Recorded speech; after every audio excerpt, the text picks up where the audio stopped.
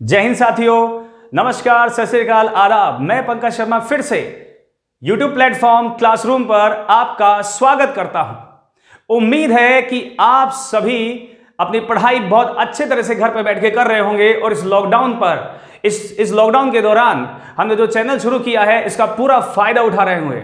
और मुझे पता है कि ये जो चैनल हमने शुरू किया है आप इन्हें बहुत पसंद कर रहे हैं, आप बहुत अच्छे लाइक्स और शेयर कर रहे हैं। आप इसी तरह बच्चे हमारे वीडियोस को पसंद करते रहें, देखते रहें, ज्यादा से ज्यादा देखें और सीखें। और एक छोटी सी चीज मैं आपको बस आपसे शेयर करना चाहता हूं बच्चों, कि जब भी किसी काम की शुरुआत करते हैं तो शुरुआत में प्रॉब्लम्स जरूर आती हैं, दिक्कतें आती हैं। ऐसे ही बच्चों अभी हमने प्लेटफॉर्म शुरू किया है तो कुछ टेक्निकल प्रॉब्लम्स हमारे सामने आ रही हैं और उन टेक्निकल प्रॉब्लम्स को अब सॉल्व कर लिया गया है और रेगुलर बिल्कुल सही वक्त पर यानी सुबह 9 से 12 आपकी क्लासेस आया करेंगी। ये और मेरा आपसे वादा है कि जिस तरह से हमने अभी तक आपको पढ़ाया है बिल्कुल वैसे ही आपको पढ़ाते रहेंगे।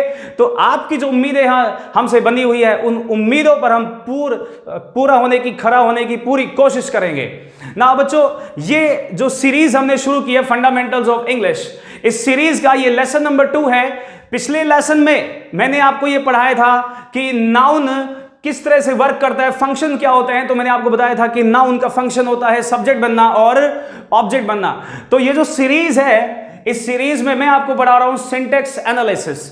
मतलब ये कि सेंटेंस में जो भी वर्ड आते हैं उन वर्ड का पार्ट्स ऑफ स्पीच क्या होगा, नाउन, एडवर्ब या फिर एडजेक्टिव। तो उसी सीरीज का लेसन नंबर 2 में आज हम पढ़ने वाले हैं फिर से फंडामेंटल्स ऑफ इंग्लिश ग्रामर और वही पढ़ेंगे सिंटेक्स एनालिसिस और सिंटेक्स एनालिसिस के अंदर पढ़ेंगे पार्ट्स ऑफ स्पीच।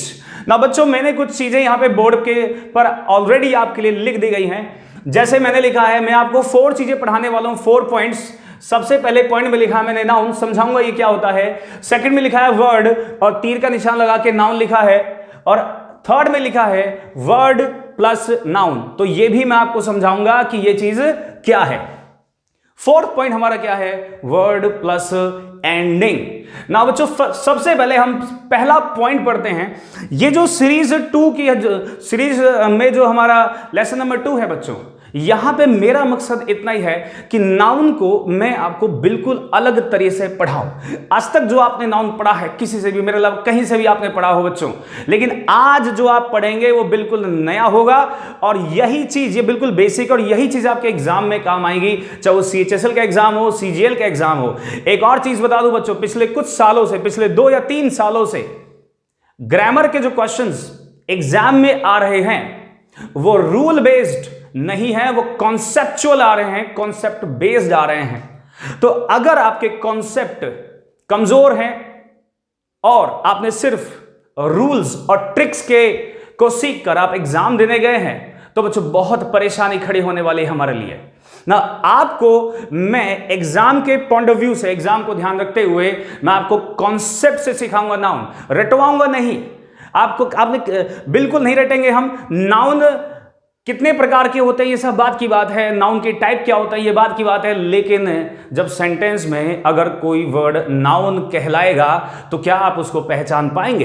तो इसी सीरीज में आज लेसन 2 के अंदर हम पढ़ने वाले हैं इन 4 पॉइंट्स को ना। मैंने पहले पॉइंट में लिखा है बच्चों नाउन। इसका मकसद क्या है लिखने का, समझाता हूं आपको। यहां पे मैंने लिखा कि नाउन सिंगुलर और प्लूरल हो सकती है। आपको पता है बच्चों की जो नाउन होती है इंग्लिश में जो पार्ट्स ऑफ स्पीच है उनमें से नाउन एक ऐसा पार्ट्स ऑफ स्पीच है जिसका एकवचन से बहुवचन यानी सिंगुलर से प्लूरल बनाया जा सकता है, किसी और का नहीं। जैसे एडजेक्टिव, एडवर्ब या प्रीपोजिशन या कंजंक्शन का सिंगुलर से प्लूरल नहीं बन सकता है। नाउन के अंदर ये क्वालिटी है कि वो एकवचन भी हो सकती है और उसको बहुवचन भी बन सकता है। और आप सभी को शायद पता होगा कि बनाते कैसे हैं। जैसे मैं आपको एक एग्जांपल देता हूं, मैंने एक नाउन लिखा यहां पे बॉय ना, ये सिंगुलर नाउन है, एक वचन नाउन है और इसका प्लूरल क्या होगा, बॉयज।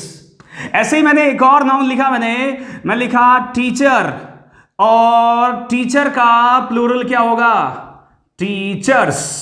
ना सिंगुलर से प्लूरल बनने की क्वालिटी नाउन के अंदर होती है। ना कुछ नाउन ऐसी होती है बच्चों जिनके एस या ईएस लगाकर उनका प्लूरल नहीं बनता। यहां तो हमने एस लगा के बनाया है। जैसे मैंने एक नाउन लिखा मैन, और इस नाउन का प्लूरल क्या होगा? MEN। यानी जब जब जब ए हटाकर ई कर दें मैन में तो वो प्लूरल बन जाता है। यानी कुछ नाउन में एस या ईएस लगा के प्लूरल बनाते हैं, और कुछ नाउन का अक्षर अर्थात लेटर चेंज करके हम उनको प्लूरल में कन्वर्ट करते हैं ना। सिंगुलर के अंदर, नाउन के अंदर क्वालिटी है कि वो एक वचन भी हो सकता है और वो बहुवचन भी हो सकता है। हमारे पास सेकंड पॉइंट बच्चों, ये बहुत इंपॉर्टेंट पॉइंट है। ये इतना इंपॉर्टेंट पॉइंट है कि आपको कभी नाउन को पहचानने में, कभी लाइफ में कभी कोई दिक्कत नहीं आएगी। ध्यान रखिएगा इस बात का ना। मैंने इस सेकंड पॉइंट को समझाता हूं पहले क्या है। सेकंड पॉइंट का मतलब है कि ऐसा कोई वर्ड, ऐसा कोई भी शब्द, ऐसा कोई शब्द जिसके बाद नाउन आए। यानी इंग्लिश में कुछ शब्द ऐसे होते हैं बच्चों कि जब भी वो सेंटेंस में आएंगे उनके बाद हमेशा क्या आएगी? नाउन आएगी। वो मैं आपको समझाऊंगा कौन कौन से शब्द हैं ना। थर्ड पॉइंट है कि नाउन से पहले आने वाला वर्ड क्या कहलाएगा, ये भी रहस्य मैं उजागर करूंगा कुछ देर के अंदर। बस आप अपनी सांसें थाम के रखिए और देखते रहिए वीडियो को, लाइक करें और ज्यादा से ज्यादा इस वीडियो को शेयर करें बच्चों, ताकि सभी बच्चों को इससे लाभ मिल सके। फोर्थ पॉइंट है हमारा वर्ड क्या एंडिंग। कोई शब्द है और उसकी एक खास प्रकार से जब एंडिंग होती है तो वो शब्द क्या बन जाता है? वो शब्द बन जाता है नाउन। आज के इस लेसन 2 में मैं आपके साथ ये 4 पॉइंट्स डिस्कस करूंगा और ये बताऊंगा कि नाउन को आप पहचानेंगे कैसे, और अगर एग्जाम में नाउन से रिलेटेड कोई एरर आती है तो आप उसको कैसे सॉल्व करेंगे ना। बच्चों मैं इसको मिटाता हूं और इन चारों पॉइंट्स को मैं एक एक करके मैं अच्छे से एक्सप्लेन करूंगा। मैंने पहला पॉइंट आपको एक्सप्लेन कर दिया कि नाउन वह पार्ट्स ऑफ स्पीच होता है जिसका एक वचन से बहुवचन बनाया जा सकता है ना। सेकंड पॉइंट में मैंने अभी आपको बताया, जो सेकंड पॉइंट है हमारा, उसको लेते हैं। सेकंड पॉइंट हमारा यह है बच्चों कि ऐसा कोई वर्ड जिसके बाद नाउन आता है, और ये पॉइंट बहुत इंपॉर्टेंट है। इसे आप इजीली चुटकियों में नाउन को पहचान सकते हैं। मैं भी आपको पहले समझाऊंगा, फिर आपको प्रैक्टिस भी करवाऊंगा यहीं पर। इंग्लिश में ऐसा कौन सा वर्ड है? इंग्लिश में कुछ वर्ड ऐसे होते हैं जिनके बाद नाउन का आना कंपलसरी है, जरूरी है। चलिए वो कौन कौन से वर्ड्स हैं? सबसे पहला नंबर 1 प्रीपोजिशन ना। प्रीपोजिशन कुछ बच्चों के लिए नया होगा और कुछ बच्चे ऑलरेडी पहले से ही जानते होंगे सब प्रीपोजिशंस क्या होते हैं। बच्चों प्रीपोजिशन वो होता है जिसके बाद नाउन का प्रयोग किया जाता है। जब सेंटेंस में प्रीपोजिशन आएगा तो उसके बाद नाउन का आना क्या है? कंफर्म है। लेकिन ऐसा मत सोचिएगा कि जब भी नाउन आएगी तो उससे पहले प्रीपोजिशन का आना कंफर्म है, ऐसा नहीं है। पर अगर प्रीपोजिशन आया तो उसके बाद नाउन का आना कंफर्म है, क्योंकि प्रीपोजिशन नाउन के लिए आता है ना। बच्चों अब आप सोच रहे होंगे सर ये प्रीपोजिशन, कुछ बच्चे सोच रहे होंगे सर ये प्रीपोजिशन क्या चीज है, हमने तो आज तक पढ़ा ही नहीं है। तो बच्चों जिन्होंने नहीं पढ़ा वो ध्यान से सुन लें कि in, at, on, off, from, by, to, with, ये सभी क्या होते हैं? ये सभी प्रीपोजिशंस हैं। विद के बाद मैंने लिखा यहां पे अगेंस्ट, और अगेंस्ट के बाद लिखेंगे हम अबव। ये सभी आपने पढ़े जरूर होंगे, लेकिन हो सकता है कि आपको इनका नाम नहीं पता है कि यही प्रीपोजिशंस होते हैं। ये बच्चों सभी प्रीपोजिशंस हैं, और बिना प्रीपोजिशन के किसी सेंटेंस की कल्पना करना भी मुश्किल है। बिना प्रीपोजिशन के सेंटेंस का मीनिंग नहीं आता है। नाउ बच्चों यहां पर मैंने लिखा है कुछ प्रीपोजिशंस और एटसेट्रा, कुछ प्रीपोजिशंस के मैंने आपको एग्जांपल दिए हैं ना। ये जरूर पढ़े होंगे आपने। इनका प्रयोग किसके लिए होता है? नाउन के लिए। इनके बाद क्या आएगा? नाउन आएगा। अगर सेंटेंस में कोई प्रीपोजिशन आए तो समझ जाइए उसके बाद आने वाला वर्ड क्या होगा? नाउन होगा। जैसे मैं आपको एक छोटा सा एग्जांपल देता हूं। मैंने लिखा कि राधा, राधा वॉज सिटिंग, राधा बैठी हुई थी। कहां बैठी हुई थी? ऑन द सोफा, सोफे पर। राधा सोफे पर बैठी हुई थी। तो बच्चों यहां पर क्या आपको इस सेंटेंस में क्या कोई प्रीपोजिशन नजर आ रहा है? ये रहा प्रीपोजिशन सर। और इस प्रीपोजिशन के बाद क्या आएगा? नाउन आएगा। नाउन को पहचानना बच्चों इतना आसान है। आज की क्लास आपने अच्छे से अटेंड कर ली, पूरी जिंदगी में आपको, ये मेरा आपसे वादा है, लाइफ में आपको कभी नाउन को पहचानने में कोई प्रॉब्लम नहीं आएगी। और एग्जाम में आप चुटकियों में पहचानेंगे नाउन को। नाउ यहां पर जो नाउन है, वो जो प्रीपोजिशन है वो है ऑन, और इस ऑन के बाद नाउन है, और वो क्या है हमारे पास? सोफा। सोफा नाउन है। नाउ बच्चों कल की क्लास में, लास्ट क्लास में मैंने आपको सिखाया था कि कोई नाउन या तो बनता है सब्जेक्ट और या बनता है ऑब्जेक्ट। यहां पर हम थोड़ी देर में ये भी समझेंगे कि ये जो नाउन है ये सब्जेक्ट है या फिर ये ऑब्जेक्ट है ना। बच्चों वर्ड अगर प्रीपोजिशन हुआ तो उसके बाद क्या आएगा? नाउन। यानी प्रीपोजिशन अपने साथ क्या लाता है? नाउन लाता है ना। अब इसके आगे बढ़ेंगे। एक वर्ड और भी है, एक और वर्ड है जिसके बाद भी नाउन आता है, और वो मैं आपको बताता हूं वो कौन सा है। वो है बच्चों डिटरमिनर। नंबर 2 में डिटरमाइनर ना। डिटरमाइनर तो हो सकता है शायद मैक्सिमम बच्चों ने कभी पढ़ा ही ना हो, सुना होगा नाम, लेकिन कभी अच्छे से नहीं पढ़ा। तो आज मैं बताऊंगा कि डिटरमिनर क्या होता है और नाउन को पहचानने में उसमें हमें कैसे मदद मिलती है। डिटरमाइनर के बाद हमेशा नाउन का प्रयोग किया जाता है। तो सर हमें सबसे पहले ये बता दो कि कौन, जैसे आपने प्रीपोजिशन समझाया ऐसे ये भी बता दो कि कौन कौन से वर्ड डिटरमाइनर्स होते हैं। तो बच्चों आपने सभी ने नोटबुक लेके बैठे होंगे, तो लिखना शुरू करो। आर्टिकल शुरू किया, लिखना शुरू कर दो। आर्टिकल कौन कौन से? ए आर्टिकल्स, ए, एन और द। ये जो आर्टिकल्स हैं ए, एन, द, ये डिटरमाइनर्स होते हैं, और इनके बाद क्या आता है? नाउन आता है। नेक्स्ट है बच्चों पजेसिव। पजेसिव ना, पजेसिव क्या होता है देखना। My, our, your, his, her, its, their और वंस। ये जरूर पढ़े होंगे आपने। ये सभी पजेसिव होते हैं और इनके बाद क्या आता है? नाउन आता है। 2 पॉइंट्स हो गए हमारे पास।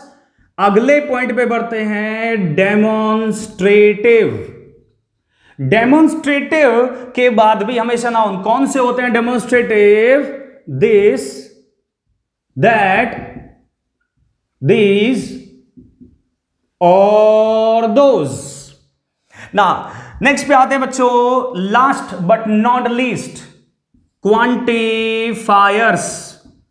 क्वांटिफायर्स बच्चों जुड़ते रहिए, सभी को शेयर कीजिए और इस क्लास को पढ़ते हुए आनंद लीजिए। आपको यकीन मानिए कि नाउन में कभी कोई समस्या नहीं आएगी। क्वांटिफायर्स, क्वांटिफायर्स कौन कौन से होते हैं देखिए जरा ध्यान से। Some, any, no, many, each, every, either, neither ना। ये जो वर्ड्स मैंने लिखे हैं आपके सामने प्रिय बच्चों, ये सभी वर्ड्स क्वांटिफायर्स हैं और इनके मीनिंग कुछ के आप जानते भी होंगे ना। आर्टिकल्स, पजेसिव, डेमोन्स्ट्रेटिव और क्वांटिफायर्स। इनके बाद में अगर कोई वर्ड आया तो आप उसे क्या कहोगे? वेरी गुड, नाउन बुलाओगे उसे। मैंने आपको बच्चों 2 बहुत अच्छे ट्रिक बताई है। ट्रिक क्या है? ये इंग्लिश का कॉन्सेप्ट है। कॉन्सेप्ट ये है कि प्रीपोजिशन और डिटरमिनर के बाद आने वाला वर्ड क्या कहलाएगा? नाउन कहलाएगा ना। अब मैं आपको यह भी बताना चाहता हूं कि अब सेंटेंस आएगा तो आप पहचानोगे कैसे। मैं ये मिटा रहा हूं, आप लिख लें वीडियो को पॉज करके।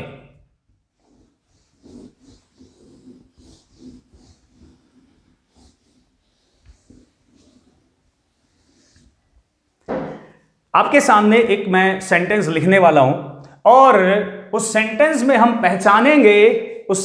ये पहचानेंगे कि नाउन कहां है।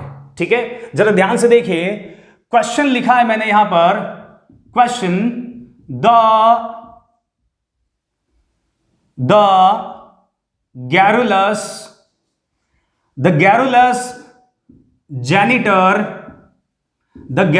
janitor was patiently awaiting the departure of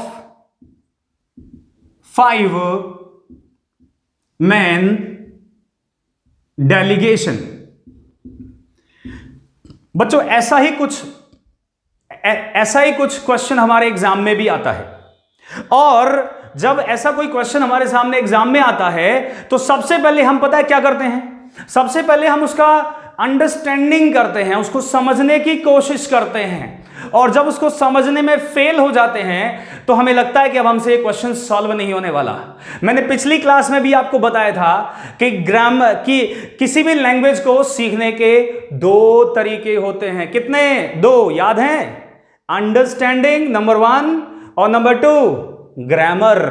बच्चों आपसे कभी अंडरस्टैंडिंग नहीं पूछता, आपसे पूछता है वो ग्रामर ना। ऐसा कोई भी सेंटेंस देगा और कहेगा कि, और वो यही पूछ रहा होगा हमसे, क्या इस सेंटेंस में कोई ग्रामर की एरर है? बस इतना पूछेगा आपसे, कोई अंडरस्टैंडिंग नहीं। ये आपको सेंटेंस समझ में आ रहा है या नहीं आ रहा है, एग्जामिनर को इससे कोई मतलब नहीं है ना। यहां पर बच्चों ध्यान से देखिए, आपको ये सेंटेंस समझ नहीं आ रहा होगा क्योंकि इसके अंदर कुछ वर्ड ऐसे हैं जिनका मीनिंग हमें नहीं पता, यानी आपको नहीं मालूम। जैसे गैरोलस, बहुत से बच्चों को इसका मीनिंग ही नहीं पता होगा। जेनिटर, सर पता नहीं मीनिंग क्या है इसका। सर पेशेंटली में भी थोड़ी प्रॉब्लम है। सर अवेटिंग भी नहीं पता। सर अवेटिंग में से ए हटा दो तो पता है वेटिंग। सर डिपार्चर में भी दिक्कत है, और सर डेलीगेशन में भी। तो बच्चों जब आपको 6-7 वर्ड जो सेंटेंस में आए उन्हीं को आप नहीं समझ पा रहे हैं तो क्या पूरा सेंटेंस आप समझ पाएंगे? नहीं। लेकिन मेरा आपसे वादा है कि बिना सेंटेंस को समझे मैं आपसे अभी के अभी इस क्वेश्चन को सॉल्व करवाऊंगा। और देखिए कैसे करते हैं। मैंने आपको अभी बताया कि प्रीपोजिशंस और डिटरमिनर के बाद क्या आता है बच्चों? नाउन आता है। Very good. तो हम यहां पर एरर ढूंढने के लिए सबसे पहले किसको ढूंढेंगे? नाउन का पता लगाएंगे कि कौन सा वर्ड नाउन है और कौन सा नहीं। Very good. ध्यान से देखिए बच्चों, गौर से देखिएगा। सबसे पहला वर्ड यहां पर क्या लिखा है? नहीं, ये आर्टिकल नहीं है। बच्चों ध्यान से सुनिएगा, ये जो आपको दिख रहा है दा, क्या आपको लगता है कि ये आर्टिकल है? बच्चों अगर इसको अलग से कहीं लिख दूं तब तो कह सकते हो आर्टिकल है, लेकिन अब बात कर रहे हैं सिंटेक्स एनालिसिस की। किसकी? Syntax analysis. सिंटेक्स एनालिसिस में इसको आर्टिकल नहीं कहना है, ये गलती नहीं करनी है। ये आर्टिकल नहीं है, ये डिटरमाइनर है। क्या ये? वेरी गुड, डिटरमाइनर ना बच्चों, ये डिटरमाइनर है। और इसके बाद में क्या आएगा? नाउन आएगा। तो क्या सर इसके बाद जो लिखा है गैरुलस, क्या इसको नाउन मान लें हम? क्या इसको मान लूं? नहीं, ये नाउन नहीं है।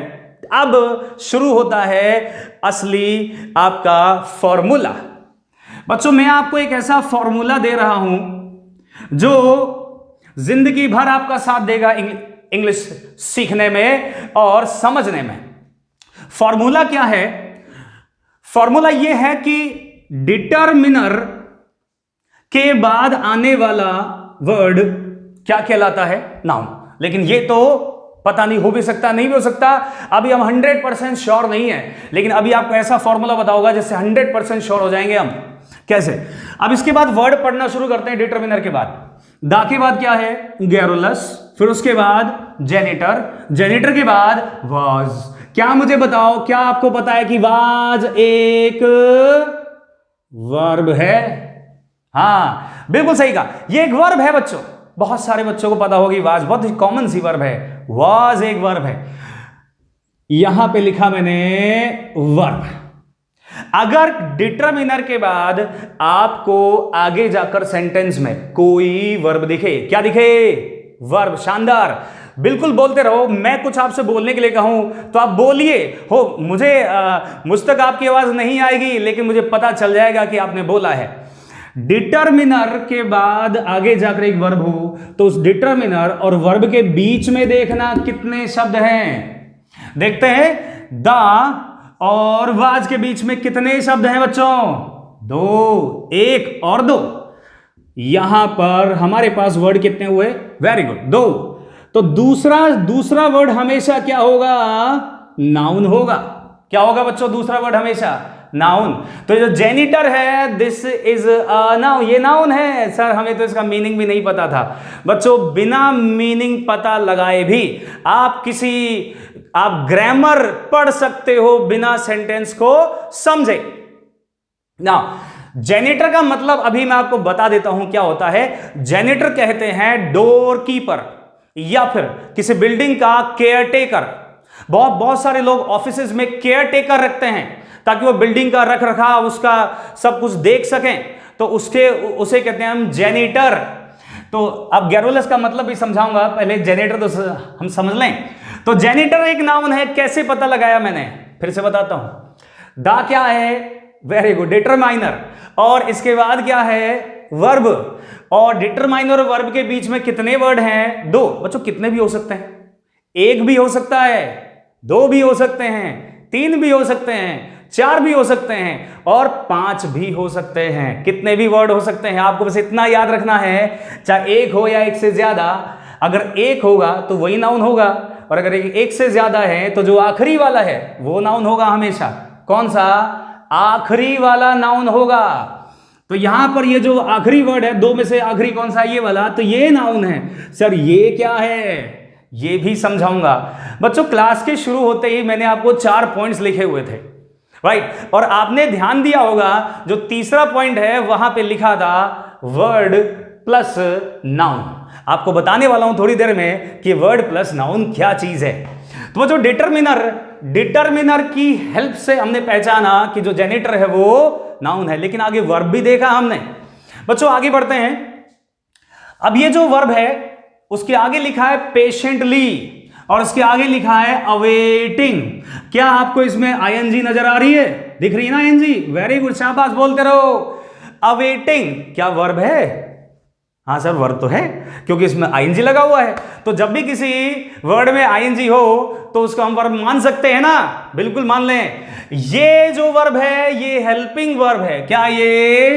Helping verb. और ये जो वर्ब है ये क्या है? मेन वर्ब, मुख्य क्रिया। सहायक क्रिया, मुख्य क्रिया ना। एक और चीज बता दो बच्चों, सहायक क्रिया और मुख्य क्रिया के बीच में ये जो शब्द लिखा है ना, ये भी बताऊंगा कि ये क्या है। थोड़ी देर, थोड़ा सा इंतजार कर लो, बस सब सिखा दूंगा कि पेशेंटली क्या है। थोड़ा आगे बढ़े। मुझे आगे जाकर फिर से क्या दिखा? डिटरमाइनर दिख रहा है आपको भी? द। और इसके बाद में लिखा है डिपार्चर। तो क्या सर ये नाउन है? 100% श्योर होंगे। आपको अभी फॉर्मूला चल रहा है, खत्म नहीं हुआ। डिटरमाइनर के बाद वर्ड आए और उसके बाद आगे जाकर आपको क्या दिखाई दे? प्रीपोजिशन दिखाई दे। ध्यान से देखो, डिपार्चर के बाद लिखा है ऑफ। ऑफ एक प्रीपोजिशन है ना? बिल्कुल यस, ये एक प्रीपोजिशन है। डिटरमाइनर और प्रीपोजिशन के बीच में, अगर डिटरमाइनर के बाद प्रीपोजिशन आए आगे जाकर, तो उनके बीच में देखना कितने शब्द हैं। एक हैं, दो हैं, तीन हैं, चार हैं, जितने भी। कितने हैं बेटा बच्चों? बोलो। एक। तो यही नाउन है। अगर एक ही वर्ड हो, वर्ड कितने हो? एक, तो उसे ही नाउन कहेंगे हम। तो बच्चों इस सेंटेंस में अब तक हमने दो नाउन पहचानी। पहली पहचानी जेनिटर, मीनिंग नहीं पता था, फिर भी पहचान ली हमने। और दूसरा डिपार्चर। इसका मतलब बताओ सर क्या होता है? बच्चों इसका अर्थ होता है प्रस्थान। इसका अर्थ है प्रस्थान। लिख लें आप सभी इसको ना। डिटरमिनर यहां था, पता लगा लिया। आगे बढ़ते हैं बच्चों। डिपार्चर के बाद में प्रीपोजिशन दिखा आपको। अब प्रीपोजिशन के बाद भी तो नाउन आती है ना, अभी थोड़ी देर पहले करवाया।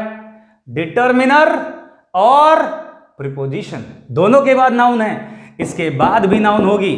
और फॉर्मूला वही कि डिटर्मिनर हो या प्रीपोजिशन हो, डिटर्मिनर हो या प्रीपोजिशन हो, इनके बाद आगे जाकर आपको वर्ब दिखाई दे या प्रीपोजिशन दिखाई दे, तो उनके बीच में देखना है कितने वर्ड हैं, एक है या दो हैं या तीन हैं, उसके अनुसार डिसाइड करें नाउन। तो बच्चों मुझे यहां पर प्रीपोजिशन दिखा और आगे जाकर मुझे ना तो वर्ब दिख रही है और ना ही मुझे कोई प्रीपोजिशन दिख रहा है। इस प्रीपोजिशन के बाद मुझे एक फुल स्टॉप दिख रहा है। क्या दिख रहा है बच्चों आपको? थोड़ा बड़ा कर दिया मैं इसको, देखो दिख रहा है ना, आप सभी को दिख रहा है प्रीपोजिशन फुल स्टॉप दिख रहा है हमें। तो बच्चों अब रूल यही है कि अगर प्रीपोजिशन या डिटर्मिनर के बाद आगे जाकर आपको क्या दिखाई दे, फुल स्टॉप दिखाई दे, तो आप उस डिटर्मिनर और प्रीपोजिशन दोनों में से कोई भी एक हो और आगे फुल स्टॉप, बीच में देखना कितने शब्द हैं। मैंने लिखा यहां पे वर्ड, मैंने लिखा यहां पे वर्ड और मैंने लिखा यहां पे वर्ड। ध्यान से देखिए, तीन शब्द हैं, 1 2 3। ठीक है, बहुत अच्छा फॉर्मूला है, कभी नहीं पढ़ा होगा आपने, ऐसे किसी ने नहीं पढ़ाया होगा, आज पहली बार पढ़ रहे हो। और इस फॉर्मूले से आप जिंदगी में कैसा भी सेंटेंस हो वहां पर नाउन को पहचान लोगे। एग्जाम में तुरंत यू फटाफट नाउन को पहचानोगे और नाउन से संबंधित कोई भी एरर डिटेक्शन का प्रॉब्लम हो या सेंटेंस इंप्रूवमेंट हो, आप चुटकियों में सॉल्व करके आओगे बच्चों, एग्जाम कोई सा भी हो ना। यहां पर बच्चों 3 वर्ड है, तीसरा हमेशा क्या होगा? नाउन होगा। तो ये वर्ड क्या है यहां पर? नाउन। तो ये वर्ड हमारे पास क्या हुआ? नाउन हुआ। इस पूरे सेंटेंस के अंदर बच्चों 3 नाउन है हमारे पास और तीनों नाउन को पहचानने के लिए हमने जो मदद ली है वो किसकी ली है? डिटर्मिनर और प्रीपोजिशन की।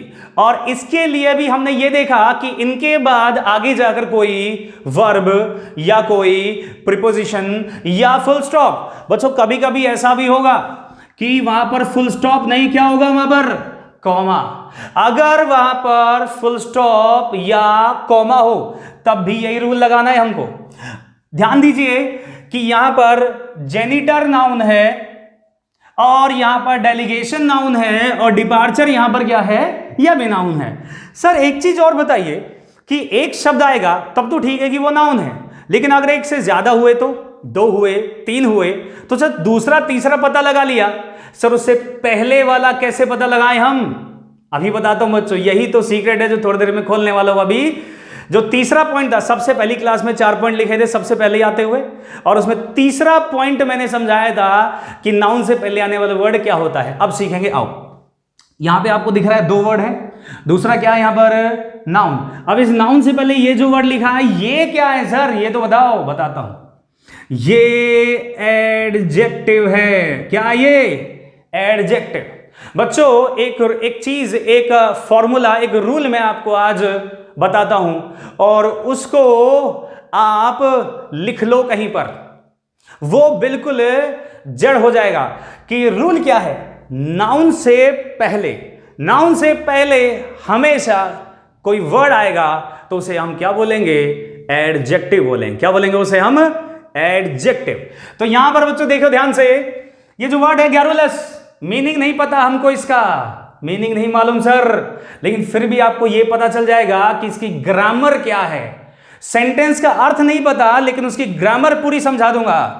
गैरुलस यहां पर एडजेक्टिव है और इसका अर्थ क्या होता है यह भी समझाता हूं। गैरुलस का अर्थ होता है झगड़ालू, अर्थात जो झगड़ा करने को तैयार रहता है, जिसको झगड़ा करना पसंद है उसको बोलते हैं गैरुलस। और जेनिटर क्या बताया था? Care taker. इसका भी अर्थ लिखता हूं, इसका अर्थ होता है केयर टेकर। केयर टेकर किसका?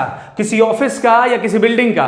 तो झगड़ालू, केयर टेकर, दोनों का अर्थ अब पता चला है, लेकिन अर्थ बताने से पहले ही आपको यह बता दिया था कि वो नाउन है और उससे पहले वाला एडजेक्टिव है। अब जरा ध्यान से देखिए बच्चों, यहां से शुरू करते हैं और इस पूरी लाइन के बस एक वर्ड को छोड़कर सारे वर्ड आपको पता है कि उनका पार्ट्स ऑफ स्पीच क्या है। सबसे पहला बताओ ये क्या है?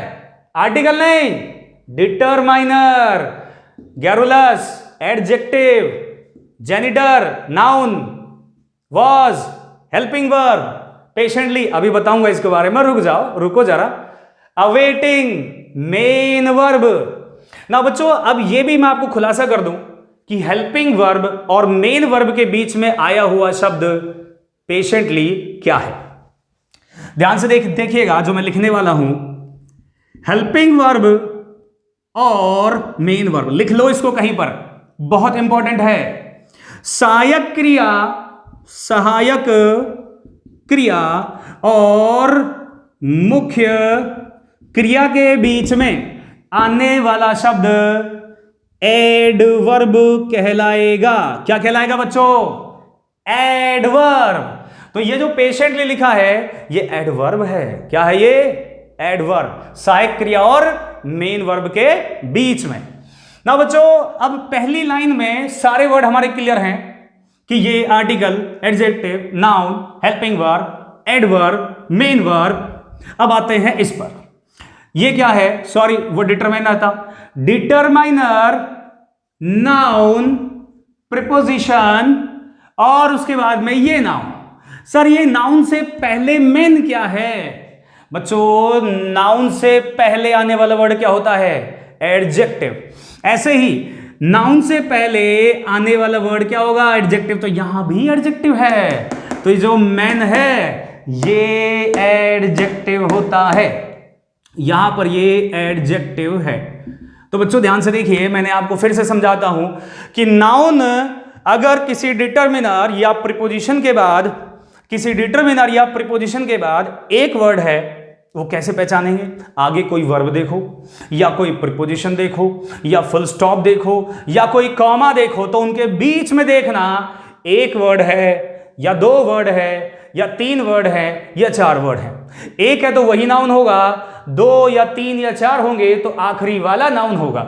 तो मैं इस फॉर्मूले को बड़े सुंदर तरीके से यहां पे दोबारा लिखता हूं ताकि आप इसको नोट कर सकें, हमेशा के लिए याद रख सकें। मैं इसको मिटा रहा हूं बच्चों कि हेल्पिंग वर्ब मेन वर्ब के बीच में क्या आता है, लिख लो, एडवर्ब आता है, लिख लो इसको ना। प्रीपोजिशन हो या डिटरमिनर हो, आगे जाकर आपको दिखाई दे, आगे जाकर आपको दिखाई दे कोई वर्ब या कोई प्रीपोजिशन या फुल स्टॉप या कॉमा, या एक और चीज जोड़ देता हूं मैं आपके लिए कि कभी कभी कोई कंजंक्शन भी हो सकता है। क्या हो सकता है? कंजंक्शन। ठीक है, तो verb, preposition, full stop, comma या कंजंक्शन हो किसी प्रीपोजिशन या डिटरमिनर के बाद आगे जाकर, तो बीच में कितने वर्ड है वो देखिएगा। अगर एक ही वर्ड है तो वो क्या होगा? नाउन। और अगर इन्हीं के बाद आपको दो वर्ड दिखाई देते हैं बीच में, तो दूसरा क्या होगा? नाउन। और उससे पहले वाला हमेशा क्या होगा?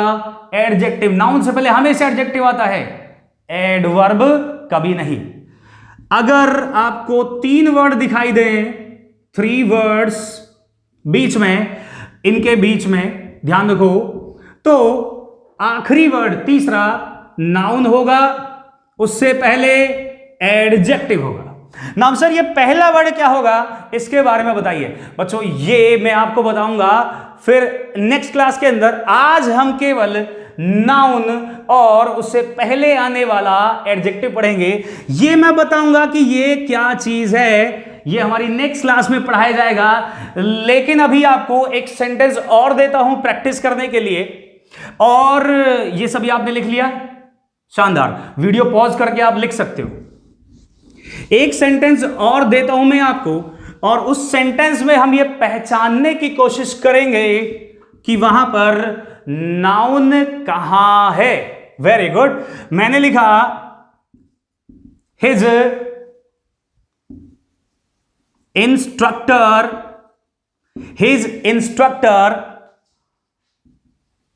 asked the digger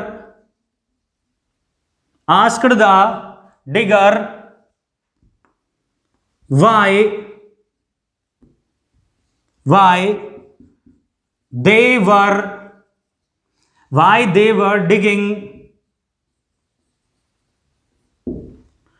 they were digging the holes. Okay बच्चों, एक सेंटेंस हमारे पास, और इस सेंटेंस को समझते हैं कि क्या इस सेंटेंस में कोई नाउन है। सबसे पहले हमने देखा हिज। बच्चों ये क्या है? हिज एक डिटरमाइनर है। क्या है बच्चों? डिटरमाइनर। और डिटरमाइनर के बाद क्या आता है? नाउन आता है। मुझे इसके बाद इंस्ट्रक्टर दिखाई दिया और आगे जाकर मुझे आस्क्ड दिखाई दिया। बच्चों आस्क्ड वर्ब है। क्या ये? क्रिया वर्ब ना। डिटरमाइनर मैंने आपको लिखवाया था, ये पजेसिव है। क्या है ये? पजेसिव। तो पजेसिव जो डिटरमाइनर है, इसके और वर्ब के बीच में कितने शब्द हैं? एक ही शब्द हैं। तो ये क्या हुआ? ये नाउन हुआ। नाउ नेक्स्ट पे आते हैं। दा दिख रहा है आपको, और आगे ये हो गया डिटरमिनर, उसके बाद में डिगर और वाई। बच्चों ये एक कंजंक्शन है। कंजंक्शन। जितने भी WH वर्ड आपको सेंटेंस के बीच में दिखाई देंगे, जितने भी WH वर्ड सेंटेंस के बीच में होंगे, लिख लो इसको, वो क्या कहलाएंगे? कंजंक्शन कहलाएंगे। तो अभी बताया कि डिटरमिनर के बाद अगर कंजंक्शन हो तो बीच में देखते हैं कितने शब्द हैं, वही क्या होगा? वही नाउन होगा। नाउ यहां पर बच्चों आगे मुझे दिखाई दिया दे। नाउ आपको पता है कि दे एक प्रोनाउन है, और इसके बाद में हेल्पिंग वर्ब है, और डिगिंग मेन वर्ब है। Helping verb, main verb. उसके बाद में मुझे आर्टिकल दा दिखाई, sorry it's a determiner. Very good, it's a determiner. और डिटरमाइनर के बाद फुल स्टॉप नजर आ रहा है आपको, तो ये एक ही वर्ड हुआ बीच में, तो ये क्या हुआ? ये नाउन हुआ। तो इस सेंटेंस में हमारे पास कितनी नाउन हो गई? We have 3 nouns in this sentence. एक बार ऊपर वाले फिर से सेंटेंस में आते हैं, और वहां पर बच्चों उस सेंटेंस में एक एरर है। हमने नाउन तो पहचान लिया था, लेकिन उसके अंदर एक एरर भी है। शायद कुछ बच्चों ने अब तक तो शायद कमेंट बॉक्स में लिख भी दिया होगा कि एरर क्या है। और अगर देखो कि एरर क्या हो सकती है, सोचिए, वीडियो को पॉज करके सोचिए कि इसके अंदर एरर क्या हो सकती है। मैं आपको एक्सप्लेन करता हूं। अब बच्चों आपको पता है, मैंने आपको वीडियो की शुरुआत में ही बताया था, आज लेसन की शुरुआत में एक चीज समझाई थी कि जो नाउन है उसका एकवचन से बहुवचन बनाया जा सकता है। जैसे boys boys, teacher teachers, main और मेन। किसका बहुवचन बनेगा? नाउन का। क्या कभी किसी एडजेक्टिव का या एडवर्ब का बहुवचन बनता है क्या? बोलो हाँ या ना। बिल्कुल सही कह रहे हो, नहीं बनता है। तो बच्चों ध्यान से देखिए, ये जो मैन है ये एडजेक्टिव की जगह लिखा है। कहां पे लिखा है? एडजेक्टिव की जगह, नाउन नहीं है। एडजेक्टिव का काम कर रहा है इस समय ये, तो इसका बहुवचन नहीं बनेगा। यही एरर है। इसको सिंगुलर फॉर्म में लिखेंगे। एक चीज बता दूं कि जब भी किसी नाउन को एडजेक्टिव के स्थान पे लिख दोगे तो वो नाउन नहीं, एडजेक्टिव कहलाएगा, और उसका बहुवचन कभी नहीं बनेगा। यही एरर्स आपके एग्जाम में आती है। बच्चों आज की क्लास केवल यहीं पे फिनिश करते हैं। Everything we will study in the next class. Thank you so much for watching the video. Bye bye.